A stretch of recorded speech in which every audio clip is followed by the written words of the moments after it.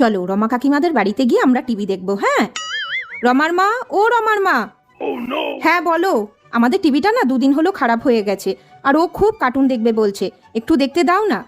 TV দেখবে? ঠিক আছে এসো, এখানে বসি। হ্যাঁ বাবা, নাও দেখো। দেখো এই সুন্দর কার্টুনটা হচ্ছে। মা বেটা টিভি দেখতে এসেছে, সব সময় এখানে চলে আসা। দাঁড়াও দেখাচ্ছি মজা। লাইনটাই অফ করে দিই, তাহলে মা বেটা আর টিভি দেখতে পারবে না। দেখো এবার কত কার্টুন দেখবে। কারেন্ট চলে গেল তো, তোমরা আর কি করে টিভি দেখবে? এ বাবা, কারেন্টটা চলে গেল। যাও তাহলে বাড়ি চলে যাও। কারেন্ট তো চলেই গেল, আর কি করে টিভি দেখবো আমরা? চলো আমরা বাড়ি চলে যাই এবার।